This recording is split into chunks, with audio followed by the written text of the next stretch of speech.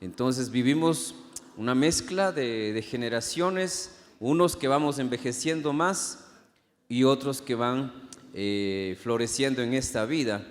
Pero hay un mismo problema que se está viviendo y tiene que ver con la fragilidad del alma, la fragilidad del corazón. Por eso el tema de esta mañana tiene que ver con protección, corazones blindados, porque vivimos muchas presiones. La pandemia aceleró muchos problemas, trastornos mentales, emocionales. Cada vez podemos ver gente más alterada, más impaciente, y aún en las iglesias, ¿no? La gente tiene una actitud más de cliente que de adorador, tiene una actitud de crítico, porque ahora criticamos todo, somos críticos de la política, somos críticos del deporte, críticos de la belleza, y no solamente críticos, nos creemos expertos, porque leemos por ahí 2 que 3 noticias, por ahí 2 que 3 posteos, ya tenemos una idea. En la política, ya, el candidato de la derecha es el bueno o el peor según los ojos de algunos, o el del socialismo es lo peor o lo mejor según los ojos de algunos. Y vivimos estados emocionales cambiantes, al punto que hoy, por ejemplo, hablar de política es un problema. En las familias se enojan, se pelean, se resienten, se ofenden. Así que en esta situación de altos y bajos emocionales, necesitamos tener la guía de Dios para tener un corazón protegido, un corazón blindado, un alma que al mismo tiempo es sensible, pero al mismo tiempo es fuerte. Estas dinámicas que vamos a enseñar hoy no son humanas, son de la palabra de Dios, porque el Señor nos conoce mejor que nadie, ¿sí o no? El Señor nos conoce. Por ejemplo, Él sabe que algunos de nosotros hoy madrugamos a las 8:50 para venir a la iglesia y llegamos 10:05, y otros madrugamos a las 9 y llegamos a las 9:30. Entonces el Señor sabe esos detalles que nadie más va a conocer, pero en medio que Él nos conoce, también Él obra. Dios nos creó vulnerables e inteligentes, pero al mismo tiempo nos creó frágiles. El ser humano, por ejemplo, comparado al resto de las especies de la naturaleza, pues es el ser más vulnerable. Los animalitos, según su entorno, según su clase, desarrollan fortalezas más pronto que el ser humano. El ser humano nace y es más dependiente que muchas de las otras especies. A diferencia, por ejemplo, de muchos animales, nosotros nacemos desnudos y nunca nos llegamos a cubrir de pelo o de vello. Claro, algunos tenemos más cabello que otros, pero no en todo el cuerpo. Pero en cambio los animales desarrollan esa protección que les ayuda a resistir el clima, que les ayuda a resistir los cambios de temperatura. Entonces el hombre es inteligente, gracias a Dios, pero al mismo tiempo somos frágiles. Podemos encontrar a una persona, por ejemplo, un gran boxeador, que puede ser el hombre récord de knockouts.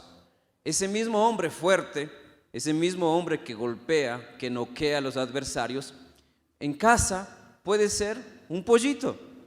Si la esposa ha controlado las emociones de ese esposo y le grita, oye, no trajiste el pan, pues se siente un pitufo.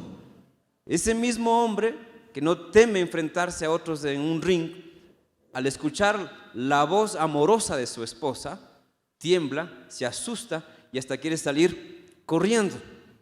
Somos, por un lado, una pantalla de personas, de caracteres, pero internamente hay otros que nos conocen mejor. No solamente en el plano del deporte, en todo ámbito, aún en lo espiritual. Personas que predicamos, que lideramos, podríamos caer en una doble vida en la que nos mostramos súper líderes, nos mostramos también conocedores de la escritura, bla, bla, bla, bla, bla, pero nadie sabe que en el fondo de su corazón podría haber una fragilidad peligrosa. Y estamos viviendo la época en que, por ejemplo, se dice que de cada 10 pastores, 6 o 7 van a renunciar, ¿sí?, al corto plazo. ¿Por qué? Porque viven estados emocionales, situaciones íntimas o personales que nadie más sabe. Y ya me están mirando con cara de asustados. Yo estoy bien, tranquilo, no se preocupe, no pasa nada. Pero normalmente se puede fingir, digo normalmente porque yo he conocido a pastores que en la plataforma se parecen a Moisés, se parecen a Elías, se parecen a Pedro, a Pablo, pero en una cancha de fútbol, Neymar les queda corto. ¿Sí? Una falta, pues exageran, se botan al piso, por poco claman, Señor, mándame ángeles que me restauren y sáquele roja al que me pateó. Se puede ver esa bipolaridad hasta cierto punto del estado emocional. Entonces Dios nos creó inteligentes, a la vez nos creó con bendiciones incomparables, pero al mismo tiempo frágiles. Entonces un mismo líder espiritual puede convertir a muchos en cierta manera, tener muchos seguidores y al cabo de 10, 20 años está renunciando al ministerio, está ahora, asustémonos más, está dejando su género masculino y tomando el otro lado de la sexualidad, y nos encontramos con esos casos. ¿Qué pasó? Y no yéndonos tampoco tan lejos pensando que solo los pastores, los líderes tenemos esos problemas, los creyentes, los que asisten a la iglesia, los que vienen de vez en cuando, no ustedes porque ustedes son fieles, ¿no es cierto? Ustedes son, pero esos que vienen de vez en cuando. ¿Por qué vienen de vez en cuando? No estoy hablando de usted, de otra persona, del que viene de vez en cuando. ¿Por qué viene?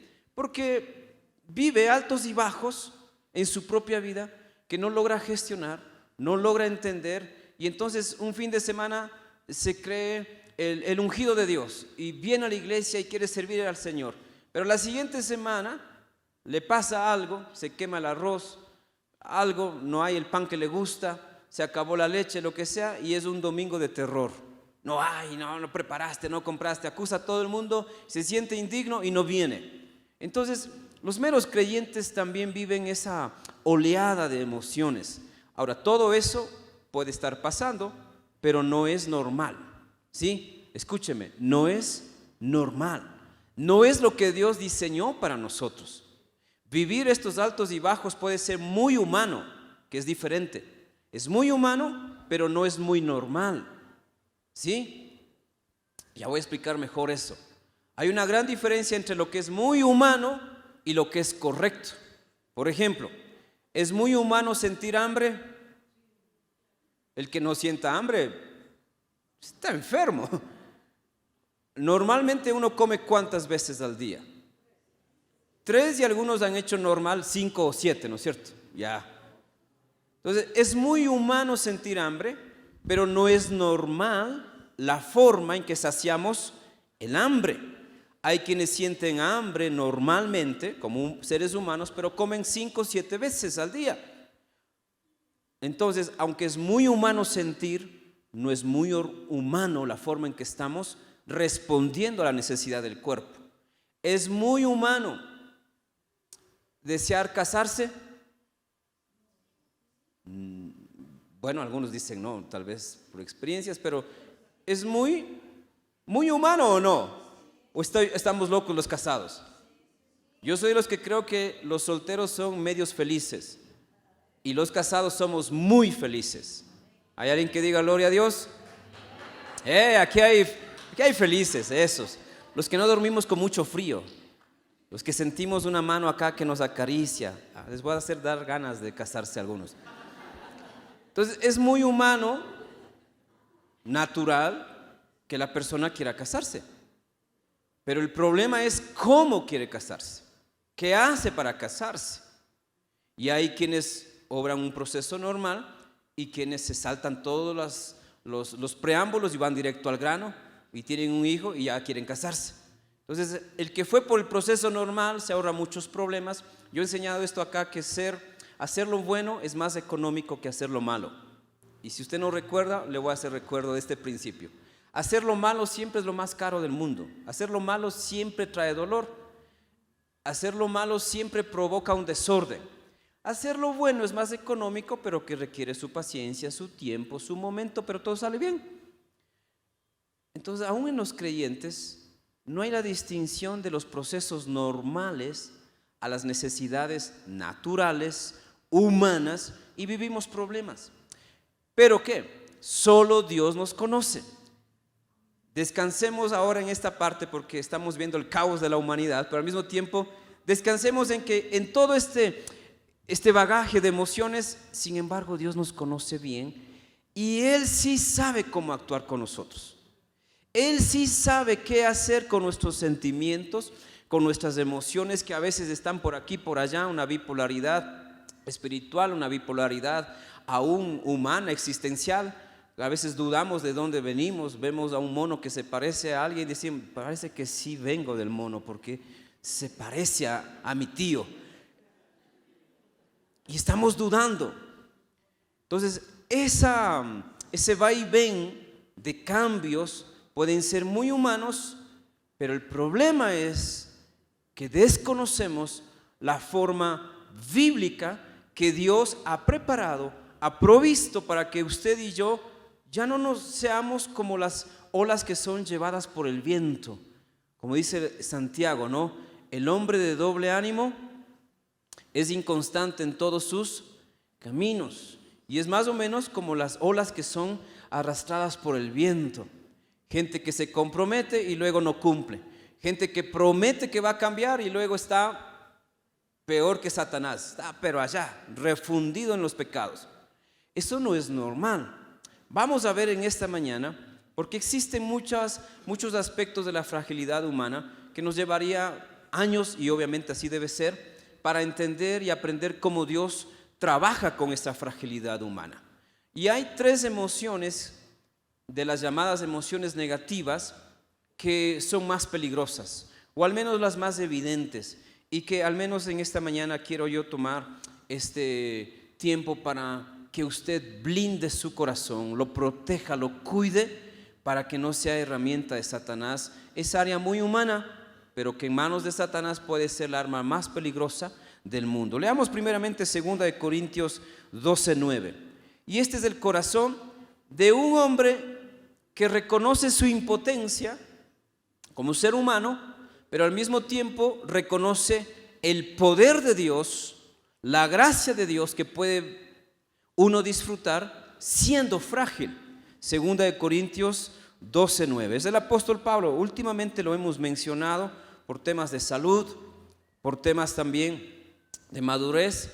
Hoy lo vamos a mencionar en el aspecto de reconocer que somos frágiles, que tenemos límites. Todos tenemos un límite. Todos llegamos a un punto donde no damos más, o sentimos que no damos más, o no entendemos algo. 2 de Corintios 12:9 en la Reina Valera. La mayoría de pasajes esta mañana están en la Reina Valera. La respuesta de Dios que le había dado al apóstol Pablo cuando él pedía que le sane es la siguiente, y él la resume de una manera muy hermosa, ¿no? Y me ha dicho el Señor, bástate mi gracia. Bástate tiene la idea de que sea suficiente. Me has pedido sanidad, me has pedido un milagro, me has dicho que tome en cuenta tus obras, pero yo no te estoy sanando. Eres una buena persona, un buen hijo de Dios, pero bástate mi gracia. No vas a tener sanidad, vas a vivir con esa enfermedad. No te voy a decir hasta cuándo, pero bástate mi gracia. No tienes todo el dinero del mundo, pero bástate mi gracia. No eres la persona más exitosa del mundo, pero bástate mi gracia. Esta es la respuesta de Dios a un hombre bueno, santo, instrumento poderoso de Dios, pero que Dios en su soberanía tiene el derecho a decidir cuándo nos da algo y cuándo no nos da, y cuándo nos hace esperar. Bástate mi gracia. ¿Por qué? Y aquí le explica para que no quede solamente como un buen discurso. Porque mi poder, y aquí tiene que ver no con el poder físico, sino con el poder creativo de Dios. La misma imagen de poder que aquí menciona Pablo es el mismo sentido con el que se habla de que Dios creó las cosas. El primer día, el segundo día, el tercer día. No habla de un poder físico, sino de toda una potencia creativa de Dios para este hombre que no va a tenerlo todo en la vida. Bástate mi gracia, porque mi poder, todo lo que yo soy capaz de hacer, dice el Señor, todo lo que yo tengo reservado, el poder que tú aún no has descubierto, se va a perfeccionar en tu debilidad. Entonces, para hablar de emociones, de salud mental, de estabilidad personal, de carácter santificado y todos esos aspectos que nos hacen seres humanos, pero que nos pueden hacer proclives para ser buenas o malas personas, tiene que ser visto por el concepto de Dios. Hoy vivimos un tiempo en que el ser humano se quiere entender a sí mismo y el ser humano se pone sus propias reglas, sus propios principios y aplica su propia medicina. Y luego tenemos pacientes que fueron buscando ayuda, que recibieron un mal consejo, porque según la regla humana eso no es viable. Entonces uno tiene que ser abierto obviamente a esos conceptos. Cuando yo tenía 13 años, alguien me dijo así de frente, porque yo comenzaba un poquito a tocar la guitarra, y una hermanita de esas ungidas que hay en todas las iglesias, menos en Carcelén, de esas hermanitas que le observan todo, que tienen un criterio de todo. Yo acabé de hacer mi mejor esfuerzo de cantar los coritos con la guitarra. Al final se acercó así también muy ungidamente, de esas hermanitas que le quedan viendo así a uno como que ya le comen, ¿no? Esas no hay, hay iglesias bautistas, hay iglesias asambleas de Dios, aquí en Nazareno no hay. Acabó el culto y se acercó bien, también con esa pinta que a veces tienen las hermanas, ¿no? No son ustedes, son otras hermanas. Yo tenía 13 años, así que no se preocupe. Entonces se acercó y dijo: usted canta feo. El Salmo 158, 9 según la hermana. ¿Sí? Usted canta feo. No debería estar con esa guitarra. ¿Cómo cree que yo me sentía a esa edad? Muchacho haciendo su mejor esfuerzo. Yo sé que no estaba bien, no justifico, tenía la razón. No siempre tener la razón nos da el derecho para actuar de una u otra manera. La razón, por ejemplo, tiene que sujetarse a la sabiduría de Dios. Porque usted puede tener todas las 1000 razones, pero si obra mal, también puede dañar. Así que ahí estaba un muchachito que creyó que hizo su mejor esfuerzo, que sabía internamente que no canté bien, que me comí unas palabras, que me comí unos acordes, que marqué mal unos compases, que no miré bien a la gente, cometí errores, pero entregué mi mejor ofrenda y estaba empezando. Tenía los sueños de seguir intentándolo, pero con este salmos que esta hermana me dio, me sentí como el avestruz, con ganas de meter la cabeza en el suelo y no salir de ahí jamás. Me duró la tarde del domingo y en la noche otra vez tomé la guitarra y dije: no le voy a hacer caso a esa vieja, a esa hermana, porque a veces por tu buen estado emocional tienes que aprender ¿sí o no? Tienes que saber a quién escuchar, tienes que saber a quién das espacio en tu alma para recibir un consejo o no. Así que el domingo en la noche estaba venciendo esa administración que me habían dado y dije: voy a seguir adelante, voy a tocar la guitarra y con más ganas cuando venga la hermana voy a cantar más feo todavía. No dije así, pero dije: voy a seguir adelante. Pablo llega a los límites de su búsqueda espiritual. Tal vez ayunó, tal vez clamó mucho, tal vez lloró mucho, tal vez pasó noches sin poder dormir diciendo: Señor, ¿por qué no me sanas? Por favor, mira, si estuviese mejor, podría hablar mejor, podría presentarme ante la gente. Si estuviese sano, no estaría midiéndome el tiempo de predicar menos, porque el dolor tú sabes cómo lo soporto y termino pronto porque tengo que salir de donde estoy para hacer algo y atender mi herida o mi dolor, ¿no? Porque no se sabe a la final qué mismo es lo que tuvo.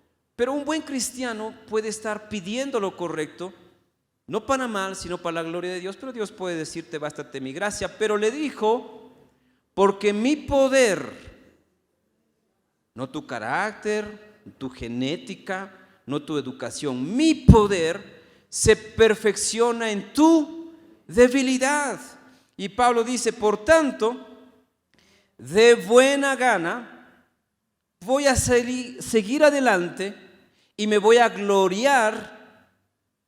Dice: me gloriaré más bien en mis debilidades. Supongamos, como algunos dicen, a lo mejor tuvo un problema en su ojo. Tal vez tuvo un tipo de infección, una deformación, algún tipo de de enfermedad que no se curaba y que lo hacía ver mal visualmente, y algunos van más allá, dice, por eso Pablo fue soltero, porque obviamente ¿quién le aguantaba con una apariencia así? Son conjeturas, son posibilidades, pero supongamos. Entonces quizás Pablo dice, más bien me voy a gloriar en mis debilidades, en mi enfermedad, para que repose sobre mí el poder de ¿quién? Por un lado está su límite humano espiritual, buscando a Dios y no recibiendo la respuesta de Dios. Aquí ya muchos se rompen. En este punto muchos dicen, no, Dios no me bendijo. Yo estaba endeudado. Y yo fui a la iglesia y justo ese día el pastor sale hablando algo de viejas feas y a mí no me gusta que hablen de viejas feas. Entonces me voy de la iglesia.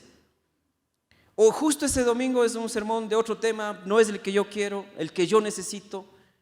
No es lo que yo estoy viviendo. Entonces aquí muchos se rompen en este punto. Buscan de Dios, necesitan de Dios, quieren a Dios, quieren buscar al Señor, quieren servir al Señor, pero Dios hace algo diferente y nos presenta otro menú. Aquí muchos se rompen y regresan atrás o se estancan. Yo no entiendo esto de estar viviendo por fe, sirviendo por fe. Uno tiene que trabajar para ganar dinero, para cubrir las necesidades. ¿Cómo yo voy a ser un misionero? ¿Cómo yo voy a ser un evangelista? ¿Cómo yo voy a ser un pastor?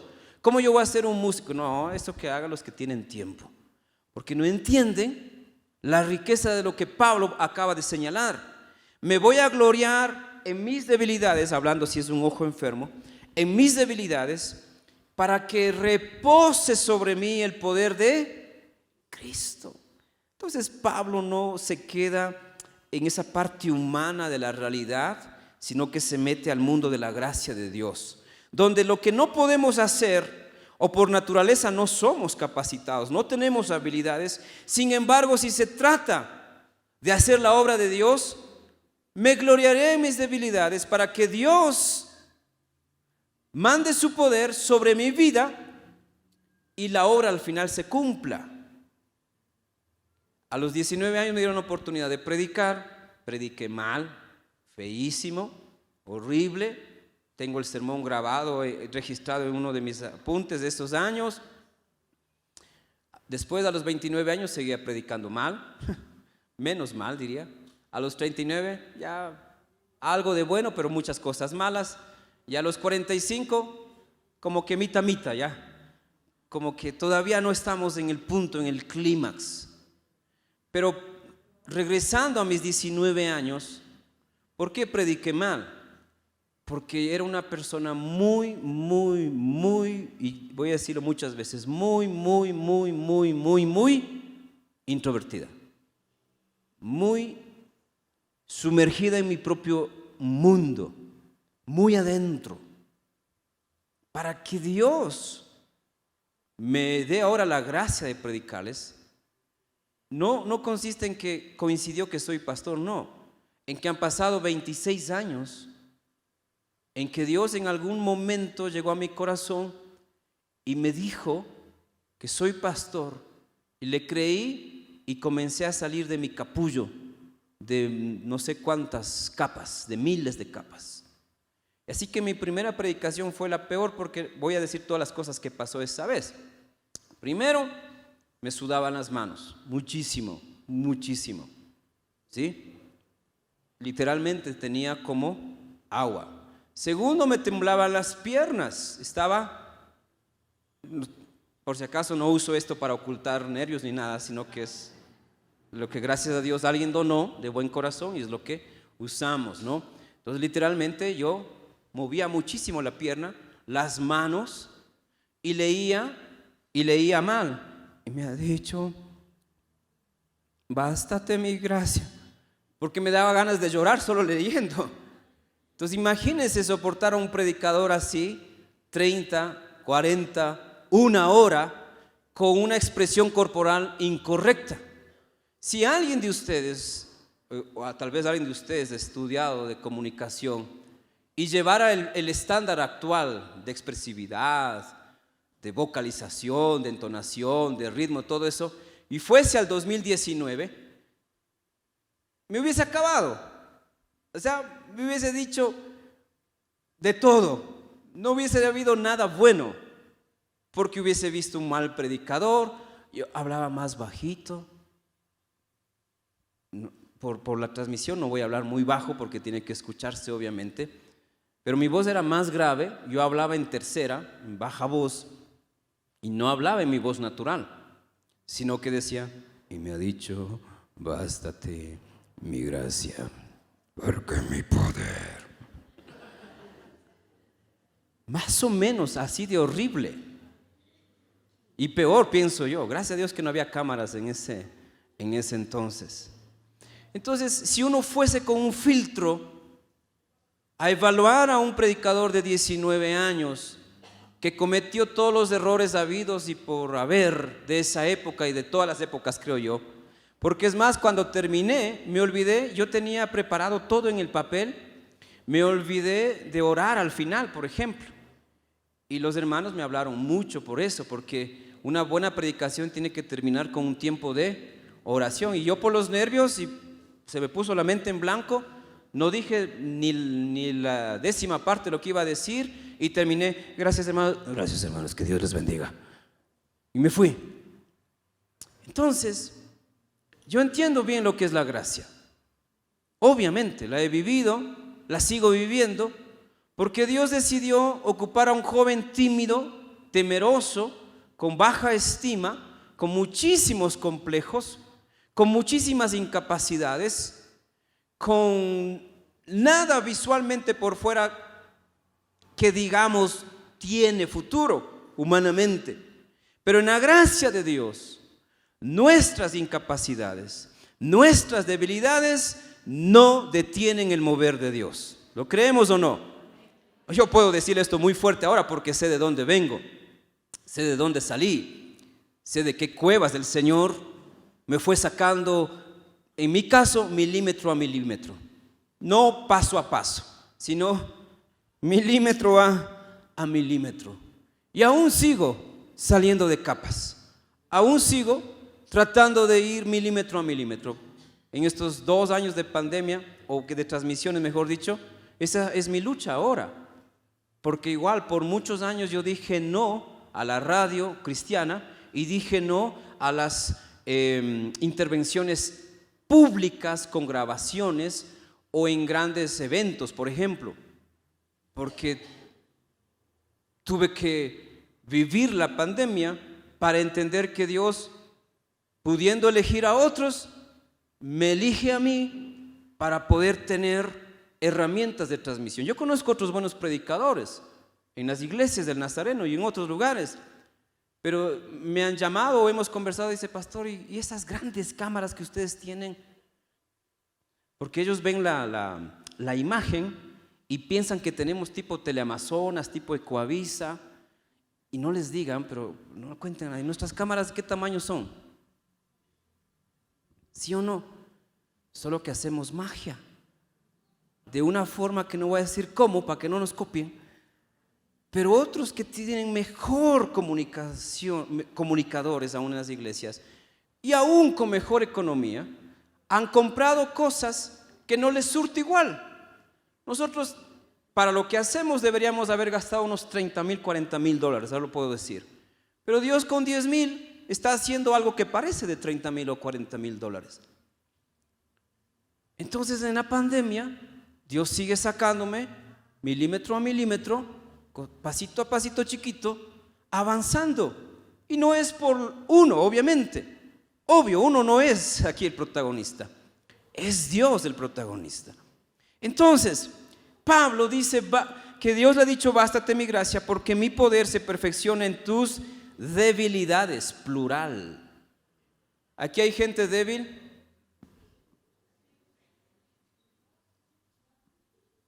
Hermana Lili y yo, los únicos 2 jóvenes débiles aquí, hermana Lili. Yo soy muy débil. Por si acaso vamos a aclarar debilidad. Debilidad no es pecado. Ahí sí levantan las manos, ¿no es cierto? Cuando digo débiles, aquí no se refiere a pecado. Se refiere a incapacidades, límites, topes. Hemos generalizado que el hermanito tiene una debilidad. Toma. No, eso es más que una debilidad, eso es pecado. ¿Sí? Aquí no habla de pecados, sino de debilidades. Entonces, en plural, el poder de Dios puede reposar sobre nosotros una vez que entendemos cómo Dios tiene tanto poder para hacer que un hombre tímido, un hombre o una mujer pobre, una mujer sin estudios, para no hablar de hombres, una mujer temerosa de la sociedad, de pronto se vuelve en el mejor instrumento de Dios. ¿Qué pasó? Gestionó su corazón en las manos de Dios. Nadie me lo enseñó, yo viví mi propio proceso, con lágrimas, con dolor. Mi esposa conoce eso, los primeros años al menos de pastorado, por un lado bien, con resultados humanos, pero nadie sabía todas las luchas que el pastor estaba viviendo en su corazón, en su mente, en su cuerpo inclusive, para poder servir al Señor. Y una esposa siempre es el alma gemela que Dios nos da para sobrellevar todo ese tipo de vivencias. Y gloria a Dios por mi esposa, porque mi esposa, aunque es muy crítica, Dios le dio mucha gracia para poder ser mi compañera de peregrinaje en muchos aspectos de liderazgo. Gracias a Dios que mi esposa no fue muy natural. Quienes le conocen a mi esposa saben que ella es muy directa, ¿no es cierto? Sin filtro, sin pelos en la lengua. Pero con la gracia de Dios, obviamente no somos ese tipo de personas. Hay 3 emociones negativas que están atacando a los creyentes, que están atacando a pastores, a líderes, a la iglesia en general, que la palabra de Dios tiene provisión para esas 3 y cuantas se puedan catalogar. Ahora ya no se habla solamente de 6 emociones básicas, se habla de 270 y algunos están hablando de 7,000 en los últimos estudios que se están haciendo, que aún el rostro, por ejemplo, tengo el nombre del investigador por aquí, solo para que no, ustedes pueden googlear, Paul Ekman. Él hizo recientemente una investigación en la que está identificando al menos 7,000 expresiones que el rostro del ser humano es capaz de hacer, ¿sí? Hablando, por ejemplo, de emociones, que el rostro expresa emociones, sentimientos, actitudes. Entonces se está buscando, obviamente con la ayuda de la inteligencia artificial, poder conocer mejor todo este mundo de expresiones físicas, porque alguien mira de una manera, de otra forma, inclina, o cuando está enojado, unos más intensamente ponen una mirada fuerte o fruncimos creo que sí puedo fruncir el ceño, o simplemente respirar duro como,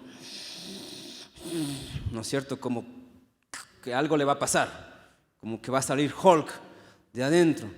Entonces hay estudios como esos que hay que estudiarlos, leerlos, obviamente, tienen su parte humana que es importante, pero quiero atacar y quiero ayudarle a blindar su corazón con 3 emociones que las tenemos, van a existir, aunque seamos los más santos del mundo, aunque seamos los hombres más ungidos, que nos unjan aquí con aceite cada domingo, igual van a existir estas emociones, porque son humanas, son naturales, pero la diferencia es qué hace Dios con esas áreas débiles, frágiles.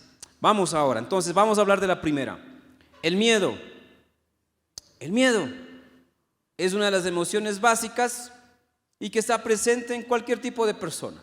Quizás no todos tenemos miedo a todo, quizás tenemos miedo a pocas cosas. El miedo es una muestra de que el ser humano no es tan poderoso como pensamos. Hay gente que no tiene miedo a cosas físicas, pero si les llevan a inyectarse, tiembla.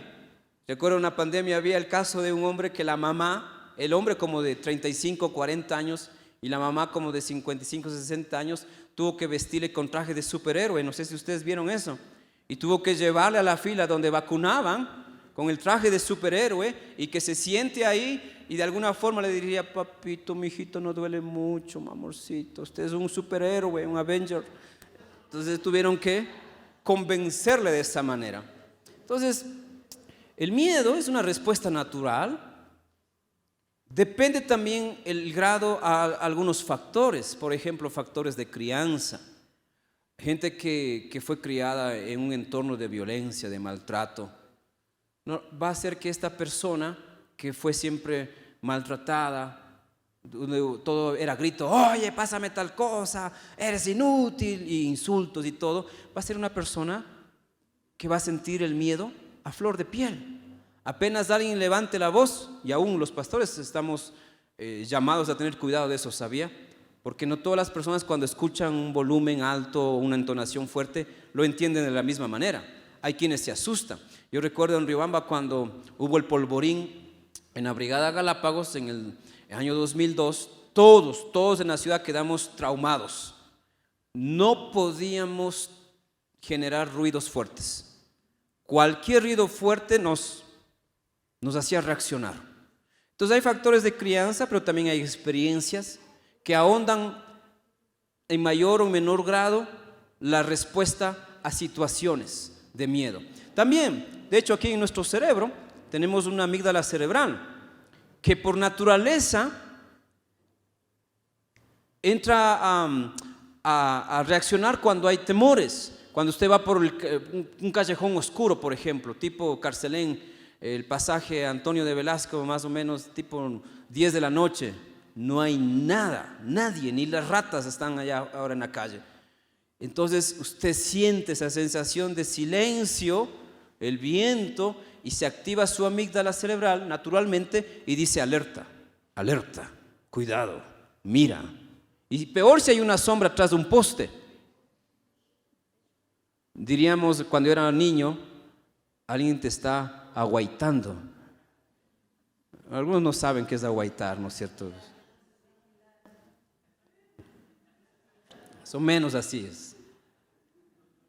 Entonces, la amígdala cerebral manda mensajes al resto del cerebro y comienza a haber un fluido más alterado en nuestro cuerpo. Si la sensación es más fuerte, hasta la piel comienza a sentir un escalofrío que llamamos. ¿Alguien ha pasado una situación así? ¿O soy el único que mira en la noche por donde uno camina? Porque no es que yo voy silbando y los ángeles del Señor me acompañan obvio, pero hay ratos cuando uno duda de los ángeles. A lo mejor se fueron con algunos de ustedes, más miedosos que yo, entonces va como más atento. Es natural, la amígdala cerebral está funcionando. La amígdala está diciendo alerta, pero eso se combina, peor si ya la han robado. Si ya me han robado antes, entonces capaz que ahorita mismo pego el grito, vecinos, ladrón, ladrón, ladrón. Y todo el mundo sale y dice que hay alguien en el poste. Es nadie, dice, es la sombra, nada más ves y cálmese. Entonces la amígdala cerebral que nos alerta no es la culpable, pero quizás mis experiencias pasadas se agravan con lo que acabo de vivir. O peor aún si soy una persona que siempre piensa mal, siempre piensa mal. Hoy en la rifa no me voy a ganar nada en esa iglesia. Aunque compré 20 boletos para el sorteo de esta mañana, yo nunca gano nada. Y siempre ven mal las cosas. Entonces esa misma persona en un callejón oscuro interpreta mal, le suma negatividad, ¿qué va a pasar? Se desmaya. Ya, aquí me mataron. Aquí se acabó mi vida. Ya mejor que me robe todo, ¿no? Le entregaré todo. Si es que sale, le voy a decir, está bien, llévese todo, pero perdóneme la vida. Ya se hace ideas. Entonces el miedo es muy natural. La Biblia está llena de gente miedosa, siervos miedosos, que la Biblia no tiene problema en exponernos a los miedosos, pero al mismo tiempo que expone nuestra fragilidad humana, expone la gracia de Dios, que el miedo sujeto al Señor, el miedo puesto a los pies del Señor, también puede ser ocasión para ver la gloria de Dios. Entonces puedo sentir humanamente temor, miedo, nervios, pero ¿qué haces con lo que sientes? Yo aprendí a llevar mis miedos a la presencia de Dios. El gran profeta Elías tuvo miedo porque la reina dijo, mañana mismo te voy a hacer igual o peor de lo que tú hiciste a los sacerdotes de Baal. ¿Y qué hizo este profeta? Que había orado para que Dios mande fuego del cielo, que previo había hecho mojar más el altar, el sacrificio, poner más agua. Salió corriendo. Y aquí muchos se escudan, ¿no? Hasta Elías tuvo miedo. Sí, él tuvo miedo una vez. No dice la Biblia que cada sábado Elías corría. Esa es otra cosa. Tú necesitas llevar todos tus temores, todos tus nervios, toda la reacción de tu amígdala cerebral y todas las sensaciones nerviosas que puedas sentir en un momento de un accidente, de un problema, de un insulto, de un conflicto, porque sentimos miedo en el conflicto. Todo eso ya Dios sabe que estás sintiéndolo. ¿Qué haces con eso? Llévalo a la presencia de Dios. Y vemos a Elías huyendo, y me imagino que Dios, un poquito como avergonzado, como: ¿por qué corres, mi hijo? Pero bueno, el Señor fue con Elías. En tus miedos recuerda que Dios no se asusta de lo que tú sientes, y que Dios no reacciona con el mismo temor que tú reaccionas cuando estás frente a un problema. Elías salió huyendo, pero el Señor fue con él. Y Elías no quería comer, pero el Señor le trajo. Tenemos un Dios amoroso que sabe cómo tratarnos cuando no estamos bien. Hoy en día también muchos se justifican con que hay que ser vulnerables y que debemos ser francos y decir que no me siento bien. Hasta ahí todo, yo estoy muy de acuerdo. Pero el problema es que cuando decimos eso, lo tomamos como lema de vida y decimos cada día: hoy no me siento bien, no tengo ganas de nada. Cocinen, coman lo que quieran, porque yo hoy no quiero cocinar, siento que no voy a cocinar. Y hace eso todos los días, ya no es normal. Ya está pasando un problema mayor dentro de esa persona. Así que ser vulnerables, exponernos como frágiles, no significa justificarme: es que yo soy débil, es que yo soy humano. Como muchos que traicionan a sus esposas o a sus novias dicen: es que soy hombre, soy persona de carne y hueso. Sí, obviamente, porque si no fueras de carne y hueso serías un ovni, y los de México te vendrían a buscar porque andan buscando extraterrestres para ir y presentar cosas raras y decir que son extraterrestres. ¿Qué haces con tu vulnerabilidad cuando tienes miedo? Haz lo que hizo Elías. Nunca le dijo a Dios: apártate de mí. El Señor le acompañó en el trayecto de escape, pero también le hizo dormir y no le dijo nada. Nuestro Dios no es tóxico, como algunas personas sí son un poco tóxicas, que te ven llorando y dicen: ¿estás llorando? Obviamente estoy llorando. Nos da ganas de decir como el chavito: no, estoy lavando los ojos por dentro. Porque hay gente que te toca la herida una y otra vez dice: ya deja de llorar, ya, pues si solo fue un gato. ¿Acaso que se murió tu mamá? Fue un gato nomás. Párale ahí. No estamos diciendo que debamos vivir llorando por un gato, pero hay un momento en que hay que llorar. Y es más, Dios le soportó a Elías su momento más bajo, porque Elías dijo: Señor, quítame la vida. No soy mejor que todos los otros profetas. No soy mejor que los otros predicadores. Y quién sabe cuántas cosas más. Y Dios no le dijo: tienes razón, sí, es verdad. Eres de lo peor, hijo. Acabo de respaldarte y sales corriendo. ¿Qué pasa? Pues pórtate como varón, al menos, ¿no? ¿Por qué vas a tener miedo a esta mujer? Dios guardó, le hizo dormir, luego le mandó a alguien para que le diga: levántate y come, mijo, hay comida. Y así hasta la cueva. Y estando en la cueva le dejó meterse en la cueva. Elías estaba mal, pero no vivió mal toda la vida. No fue a la cueva cada fin de semana. Entonces, ¿está bien estar mal? Claro, está bien estar mal esa vez. Pero luego hay que hacer algo con eso que nos puso mal. Entonces no tome como licencia de canciones aún cristianas que están saliendo como está bien, estar mal. Eso significa, tómelo con mucha cautela esos mensajes, que está bien reconocer que no estamos bien, que me siento triste, que me siento cansado, pero ¿qué hago con eso? Me desperté hoy normal, es un día especial, el cumpleaños de mi hija, pasamos un buen tiempo en el desayuno, compartimos ahí en la familia y mi esposa está ya por salir antes acá a la iglesia, yo estoy terminando de hacer algunas cosas y de pronto mi voz.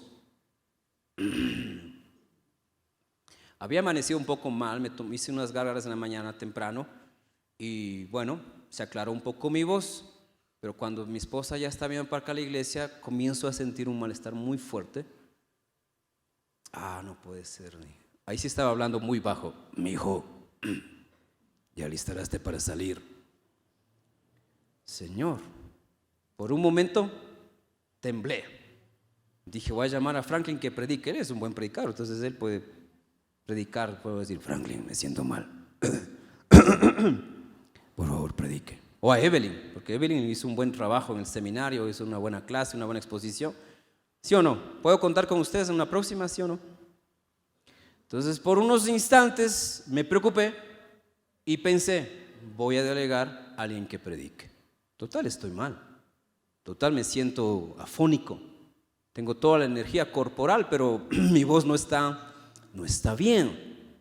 Entonces, en esos instantes de humanidad, ya sé qué debo hacer. ¿Qué debo hacer? ¿Qué debería hacer? ¿Qué debería haber hecho? Tal vez hice mal, estoy aquí exponiendo mi voz de gana. ¿Qué debía haber hecho? ¿Perdón? No, ya estoy sordo, estoy viejo, la verdad. Fortalecerme en la debilidad. ¿Cómo nos fortalecemos en la debilidad? Señor, dime que no quieres que predique. Mándale al Franklin. Estoy cansado, estoy mal con mi voz. No, Señor, tengo el mensaje, está la iglesia, ¿qué hago? Porque aunque mi cuerpo, mi garganta comenzó a tener más pulsadas, porque cuando tenía hace años esos episodios tenía muchas pulsadas aquí. Entonces comencé a tener pulsadas mientras oraba, imagínense. Mientras estaba tomando el tiempo de orar, de hablar con papá, comenzó a pulsarse más mi garganta. Y por un momento, sí, tengo que delegar. Pero al mismo tiempo, no puedo hacerlo, no puedo hacer nada hasta que Él no diga lo que tiene que hacerse. Entonces, al mismo tiempo estoy orando y viene la humanidad, la amígdala cerebral, cuidado, warning, warning, problema, te vas a infectar, el miércoles tienes que cantar. En nuevo culto tienes que cantar, estás volviendo después de tantos años, ¿cómo te vas a enfermar? Así que mejor descansa un domingo y el miércoles vienes bien. Al mismo momento estoy sintiendo esos pensamientos humanos, pero al mismo tiempo mi corazón está buscando al Señor y Dios dice, tienes que ir, tranquilo, mi poder se perfeccionará en tu debilidad. Así que, miren, Dios es el que hace las cosas. Una pequeña muestra, un botón muy chiquito, pero en tus problemas, en tus temores, también cuentas con el respaldo de Dios. El mismo Dios que sabe que no estás bien, es el mismo Dios que te va a decir, yo estoy contigo.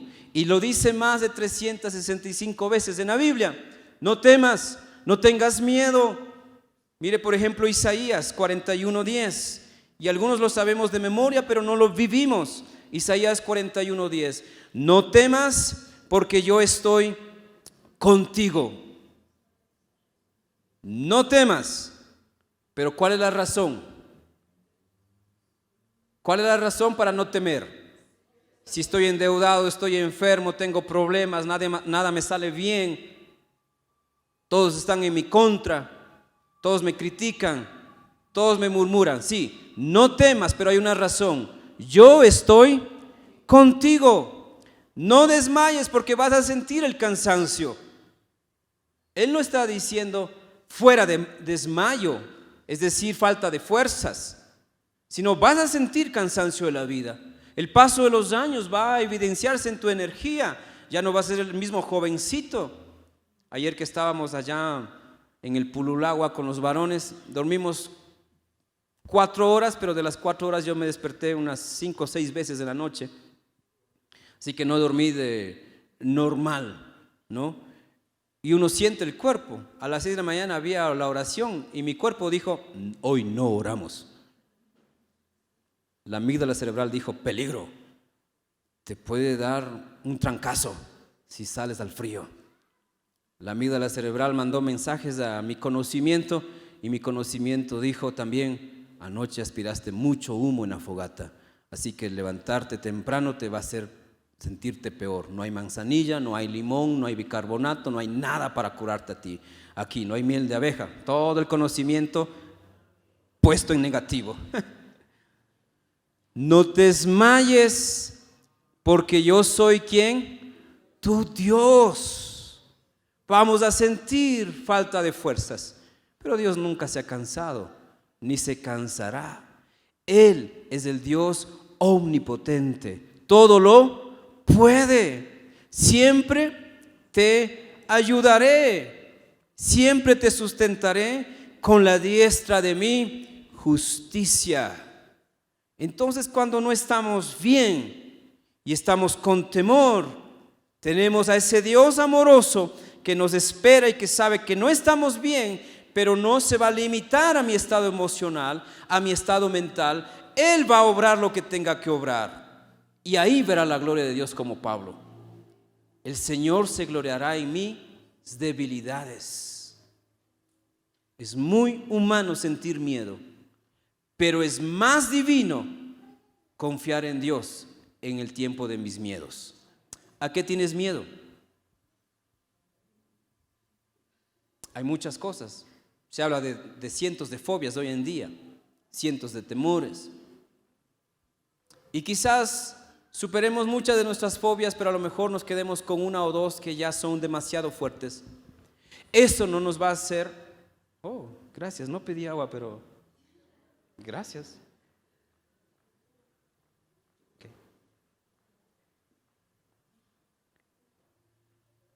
Pero los miedos mayores tienen que ver con aquellas cosas que no te dejan obrar para Dios. Yo ya estoy viejo, ¿qué puedo hacer para Dios? Yo estoy enfermo, ¿cómo Dios me puede usar? Yo no tengo dinero, ¿cómo podría ayudar en esa iglesia donde siempre están pidiendo dinero? Yo estoy triste. Y comienzas a preguntarte y a ponerte tus peros. Dios no tiene peros.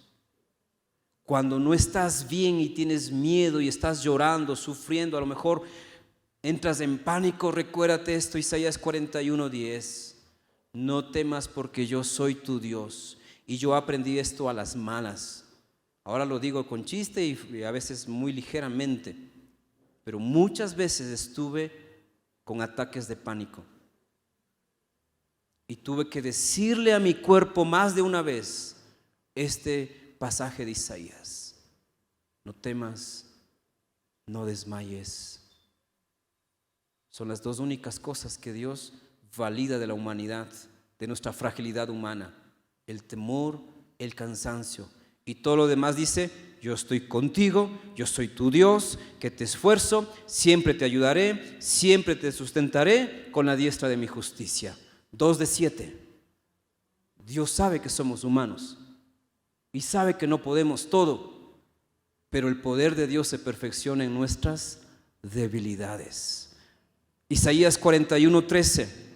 Más adelantito, hay muchísimos pasajes de no temer, de no tener miedo, pero escogí solo estos 2 que son los más comunes y que los aprendí cuando yo era un niño en la escuela dominical, cuando no entendía estos versículos, pero con la vida fui captándolos y viviéndolos mejor. Isaías 41:13.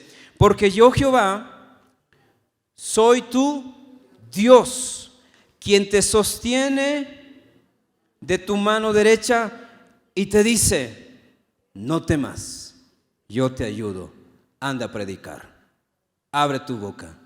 Soltaré tu lengua como muchas veces lo hice antes, cuando estabas afónico, con pus, con sangre. Asimismo me volveré a glorificarme en tu debilidad. En algún tramo de mis episodios de salud, sobre todo cuando había ese diagnóstico del cáncer al colon, tuve mucho temor, mucho miedo. Nunca había tenido tanto miedo como esa época. Porque por un lado mi esposa está por dar a luz, mi primer hijo.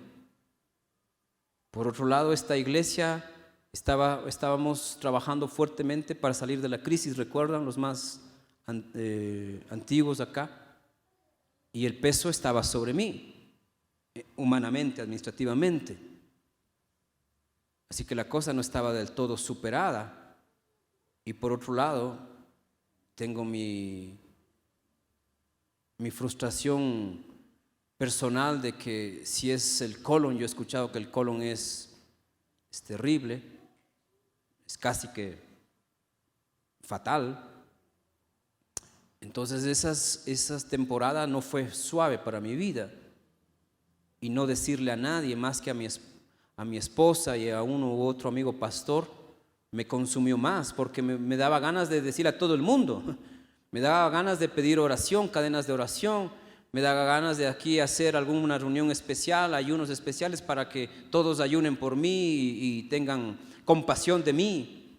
Entonces, por un lado había una realidad, por otro lado había sensaciones humanas que estaban saliendo, mis temores de niño volvieron a aparecer. La vez que me quise quitar la vida, Satanás, aprovechándose de mi fragilidad, vino y me dio la idea. No la maduré, pero pasó susurrándome, como, ¿te acuerdas? No duele mucho. Pasó susurrando.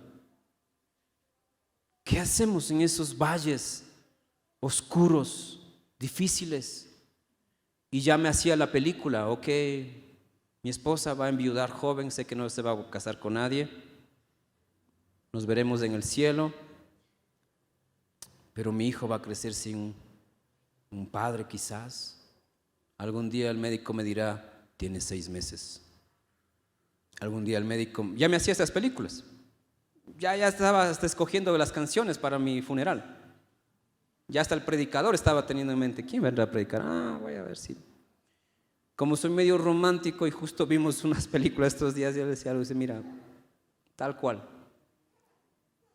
Porque en la película que está en Netflix, se me fue el nombre, yo me lo sabía. Pasaron el 21, por si acaso, y él muere joven, ¿no? Ellos son enamorados y le descubren un cáncer, un tipo de tumor a él, y tienen 6 meses. A la final vivieron 6 meses. Los amigos se reunieron para hacerle la ceremonia. ¿Alguien vio eso? Hicieron una colecta y algunos lloraron con esta película, me imagino, ¿no es cierto? Entonces, más o menos así yo ya me sentía en esa época del 2011, como voy a escribir una carta, voy a dejarles señales por acá para que más o menos así de trágico. No temas, no desmayes, que son 2 reacciones humanas que vienen con el miedo. Pero créele a aquel que es tu Dios.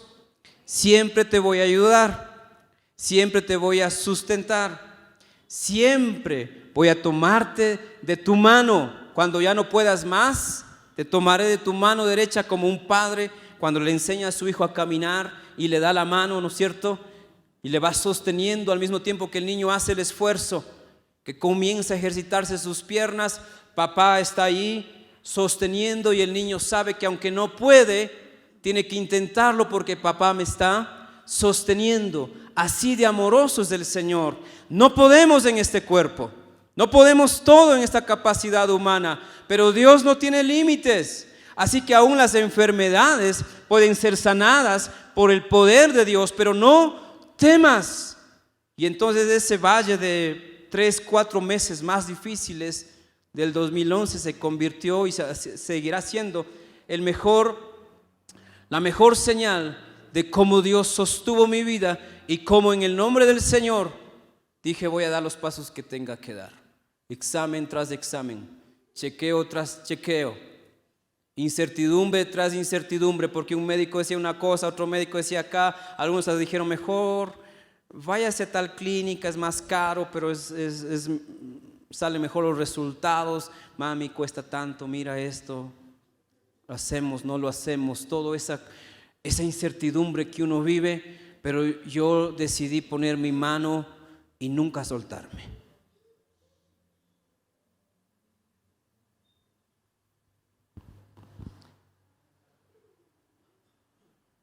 En una de mis oraciones le dije, Señor, si tengo que morir, tipo Elías, ¿no? Si tengo que morir, no me quites tu gracia. Y hasta el último instante quiero predicar. Y le dije con todo mi corazón, llorando, obviamente. Y humanamente me sentía en el piso, ¿no? Todavía no sentía mucho mal en mi cuerpo, pero la película que me había formado esos meses era trágica, era terrible, terminaba mal. Pero en esa noche yo recuerdo clamando al Señor después de una jornada de trabajo fuerte, si tengo que morir, no me quites tu gracia. Y hasta el último minuto quiero predicar. Y lo dije con todo mi corazón. Y no me sanó enseguida, obviamente, porque Dios tiene sus tiempos. Pero el Señor nunca soltó mi mano. Pero tuve que levantar mi mano con las últimas fuerzas espirituales y decirle eso al Señor. Tal vez estás pasando el tiempo más difícil de tu vida, pero créeme, si pones tu mano en la mano de Dios, Él jamás te soltará. Aun cuando estés desmayado, Él te volverá a levantar porque te tiene tomado con su mano derecha de justicia. Así que lleva tus temores a los pies del Señor y verás la gloria de Dios. Número 2, tristeza. Yo ya me pasé, ¿no es cierto? Ira, ya nos quedamos en 2 nada más, ya se nos fue el tiempo, es las 2:30 ya. Ira. La ira es otra de las emociones naturales, humanas, genéticas, psicológicas y por donde lo queramos ver, existe y es parte de nuestra vida. O al menos, pienso yo, es parte de todos. ¿Alguien que nunca se haya airado?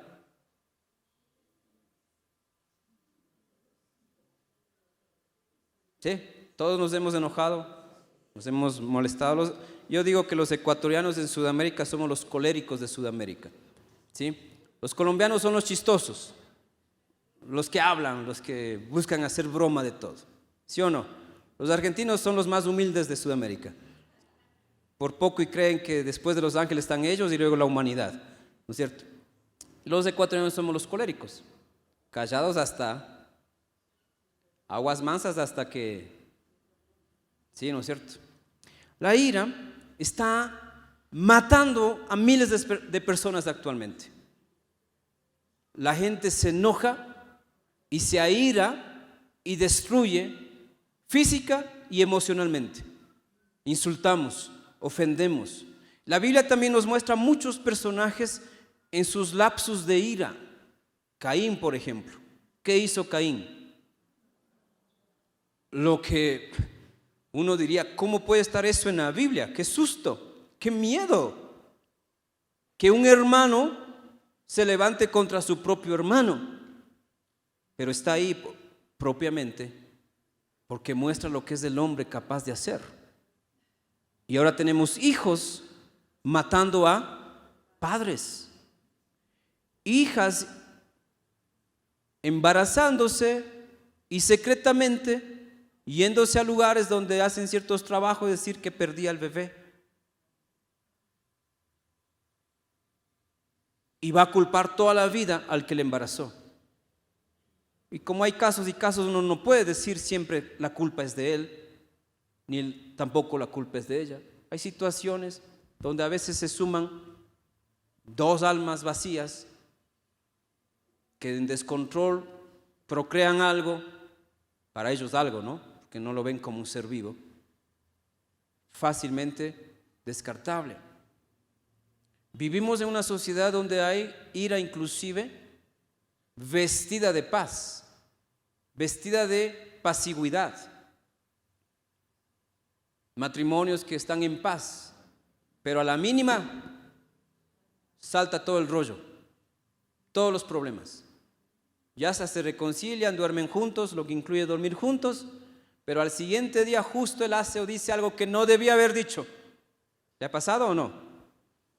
Y otra vez todo el problema y la ira llena el corazón de la gente. Encontramos al mismo Moisés en un momento de inconformidad. Yo soy de los que piensan, no es algo seguro, que Moisés sabía que Dios le había preparado para liberar a Israel de Egipto. Porque como Moisés era inteligente, estudiado, con la sabiduría y conocimiento de los egipcios, de la potencia mundial de esa época, y al saber que él era un hebreo, seguramente ató cables y dijo: no hay que ser coincidencia que primero fui salvado de las aguas. Mi mamá inteligentemente hizo esa cesta, justo me puso cerca de donde se bañaba la hija del faraón. No ha de ser coincidencia. Y todos mis hermanos están sufriendo por la esclavitud y yo estoy acá en el palacio viviendo bien sin tener problemas. Tal vez Dios me preparó para algo más. Pero en su buen análisis le faltó entender la forma en que Dios trabaja, que no es con nuestros impulsos. Entonces Moisés en algún momento ve el maltrato que está sufriendo, producto, sus coterráneos, producto del poder egipcio sobre los hebreos. Entonces Moisés se llena de ira, se le va la mano y mata, y se vuelve un asesino. Y sus propios coterráneos, los hebreos, le dicen: ay, ¿por qué mataste? O sea, no dijeron: gracias por salvarme, sí, enterremos el cuerpo, escondámoslo, inventémonos una historia. No fue en defensa personal, no fue, sino que aún se sintió él descubierto y sin respaldo de su gente. Entonces, ¿qué hizo un momento de ira? Rompió 40 años de vida de lujo, de palacio, de estatus, de privilegios, de beneficios. Mientras todos los hebreos tenían que medirse en comida, Moisés tenía el banquete del rey para escoger qué comer. Mientras todos los hebreos vivían con ropas andrajosas de esclavos, de trabajadores, Moisés tenía buena ropa para vestirse. Estaba inconforme, sabía que eso no era justo, que debía terminar, pero un momento de ira le quitó 40 años de privilegios y se volvió un fugitivo. ¿Qué hacemos con la ira?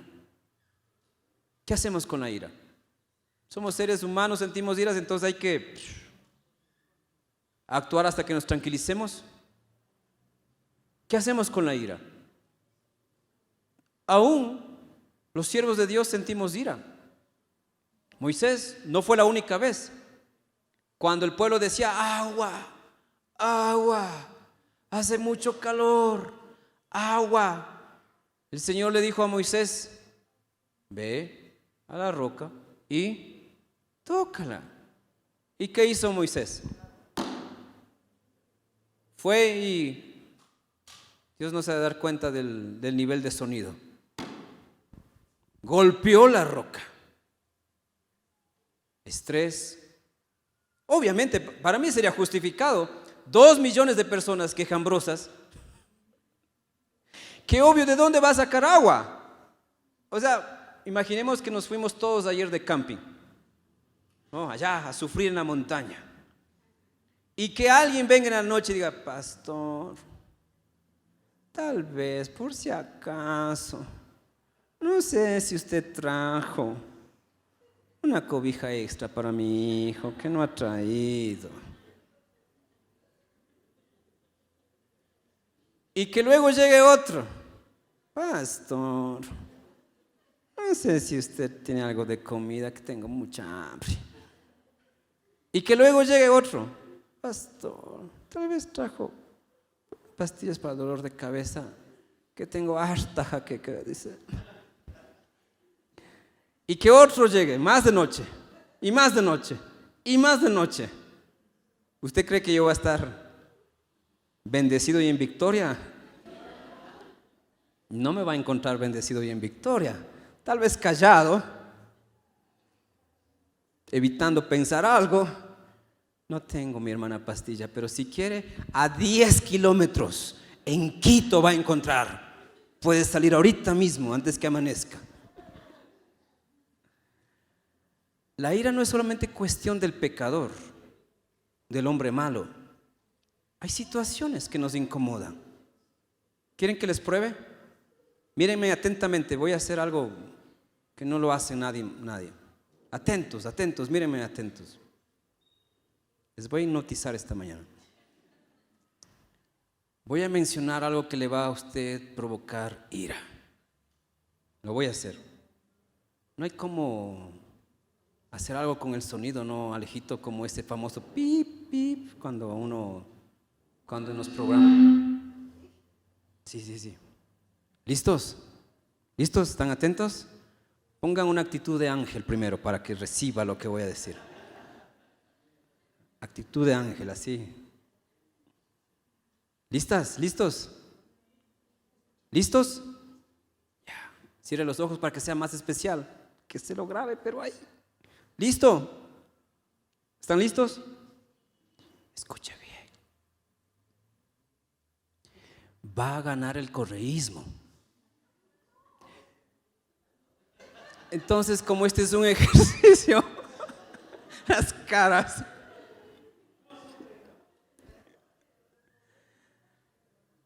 Por favor, fue una práctica, tranquilícese, cálmese, fue una práctica, solo fue un experimento social, de que cuando usted escucha algo que no le gusta, su cuerpo automáticamente reaccionó, ¿sí o no? Algunos hicieron así, que no.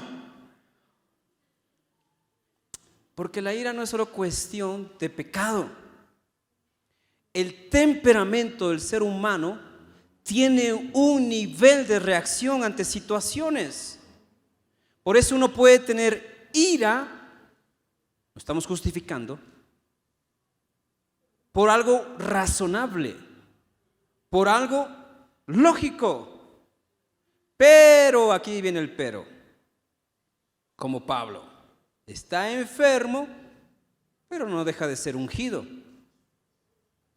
Reconoce que Dios no le va a sanar, pero también sabe que la gloria de Dios se va a perfeccionar en sus debilidades. ¿Qué pasa con la ira? El colérico, la persona que se enoja fácilmente. No puedes vivir con eso. Tienes que llevarla a los pies de Cristo. Tienes que llevar tu ira a los pies del Señor. Él va a apaciguar. La Biblia está llena de personajes con ira, pero también nos muestra un personaje que sintió ira, más que un personaje, el Hijo de Dios, enojado, molesto, pero santamente. Porque se puede enojar y ser santo, ¿sabía eso? ¿Recuerdan a Jesús en el templo? No fue la primera vez, lo hizo 2 veces. La gente estaba haciendo negocio, que sorteitos para equipar la cocina, que comiditas para irse de campamento, que cuotitas para irse de camping. Estoy probando su temperamento. Entonces el Señor estaba cansado, molesto, pero no se estaba enojando porque el emperador romano hizo tal cosa. Porque va a ganar el correísmo. No se estaba enojando por eso. Ya no se enoje, estoy bromeando. Yo sé que él está. ¿Por qué se enojó el Señor? Porque ganó Barcelona la liga. ¿Por qué se enojó? Por algo que realmente ameritaba enojarse. La gente había convertido el templo en un mercado. No se estaba enojando porque no había semáforos, no, el alcalde no está haciendo tal cosa. Claro que eso incomoda, molesta, decepciona. Pero hay gente que no sabe por qué enojarse. Cuando yo estudié este pasaje hace muchos años en un trabajo del seminario, yo estudié de la ira y qué dice Dios y qué dice el ejemplo de Jesús. Jesús se enojó por algo primero que valía la pena. Así que yo ya dije, ¿por qué voy a enojarme? Por otras cosas. Así que ya he vivido muchos años en el ministerio que uno ya cada vez descarta más cosas. ¿Por qué no enojarse? Al inicio me enojaba en la iglesia porque la gente no llegaba, no en esta iglesia, mi primera experiencia, no llegaba con Biblia, por ejemplo. Me enojaba. Y yo vengo de una escuela de formación donde los pastores eran fuertes. El pastor se paraba en la puerta del templo a saludar a la gente, pero más que saludar, su Biblia, hermano, su Biblia, hermana, su Biblia, y ay de aquel que no trajo la Biblia. Tenía doble predicación, en la puerta y luego sentado, escuchando el sermón. Entonces, en mi primera experiencia pastoral, los primeros domingos yo tuve gracia con la iglesia. Eran 5 o 8 personas. Creo que 3 no traían Biblia, y yo mientras cantaba estaba enojado. ¿Qué le voy a decir a esta hermana que no trae Biblia? ¿Cómo le digo? Dice, no trae su espada, la espada del Espíritu que tiene que traer. Entonces estaba enojado y cantaba. Hasta que un domingo me paré en la puerta, como mi pastor cuando yo era niño. Me paré ahí en la puerta a saludar y a ver la Biblia. Ahora que estoy pensando, vale hacer eso aquí, ¿no es cierto? Y me paré y estaba listo con todos los versículos habidos y por haber respecto a la palabra de Dios. Ya tenía designado. Si llega la hermana Ceci Donoso, yo ya sé qué palabra le voy a decir a esa hermana que no trae Biblia. Si llega Franklin García, al menos este militar ha hecho el recto pero no trae Biblia. Ya tenía los versículos listos. Así que me paré yo en la puerta, listo para bendecir a la gente cuando llegue a la iglesia. ¿Y saben qué pasó? En el Puyo, cuando llueve, no hay nada. Así que llovió y yo me quedé con la nariz más larga de la que tengo ahora. Nadie recibió mi bendición y hasta me enojé con la lluvia. Justo ahora llueve. Esto es del diablo.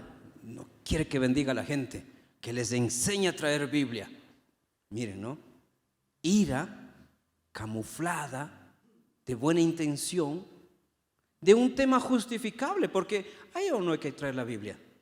Por cierto, levante su Biblia. No, tranquilo. Hay que traer.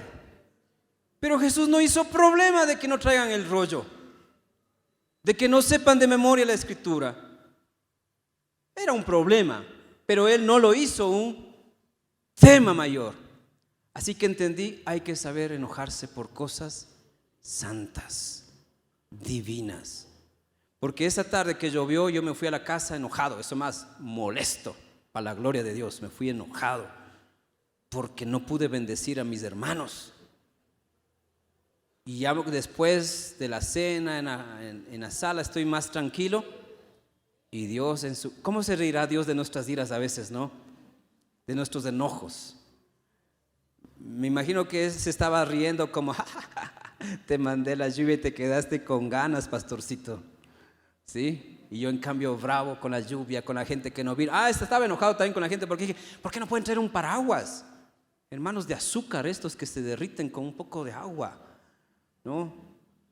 Y en la casa estaba más tranquilo y el Señor me confrontó, ¿no? ¿Recuerdas del pasaje del templo?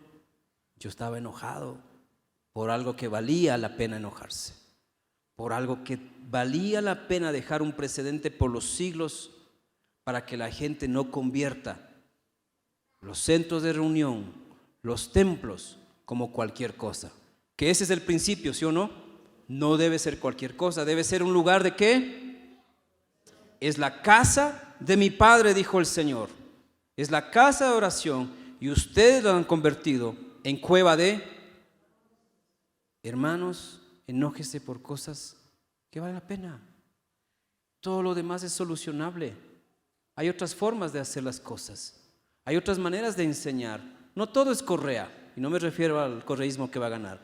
Sino que no todo es golpe. No todo es maltrato. No todo es grito. ¿Por qué todo grito? Leamos 2 pasajes para terminar. Mateo 11, 29. Mateo 11, 29. Jesús dice: llevad mi yugo sobre vosotros. Todos los que venimos al Señor tenemos o deberíamos habernos colocado un yugo, una pieza de madera que se usa o se usaba antes más para el arado, ¿recuerdan? Las yuntas, los bueyes. Llevad mi yugo sobre vosotros, y una vez que lleves mi yugo, aprended. Aprender.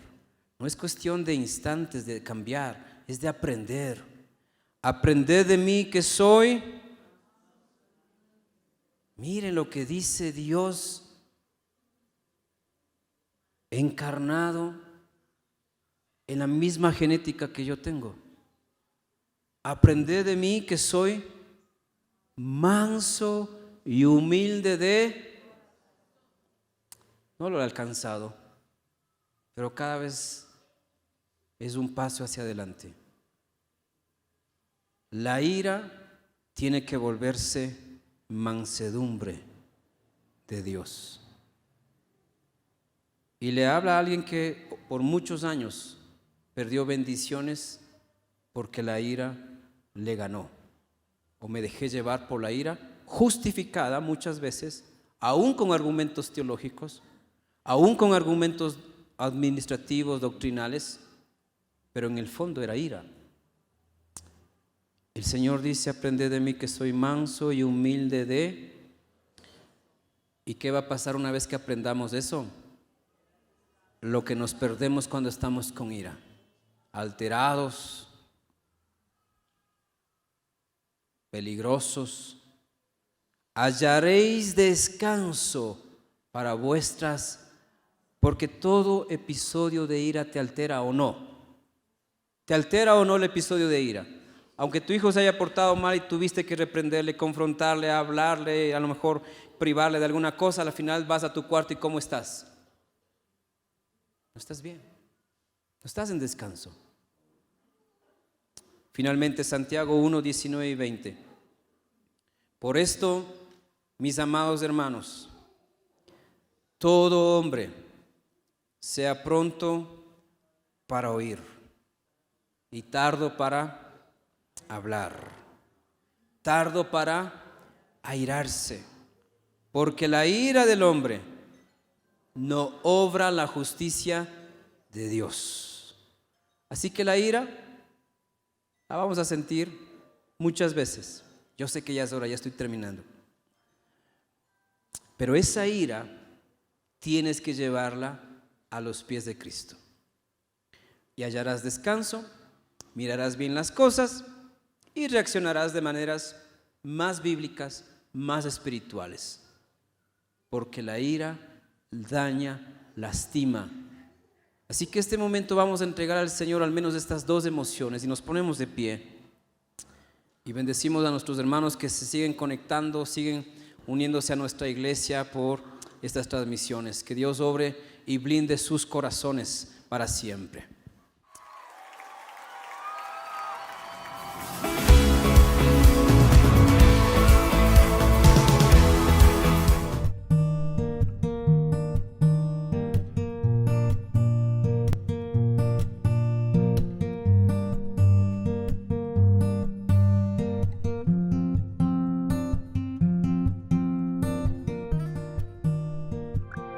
Thank you.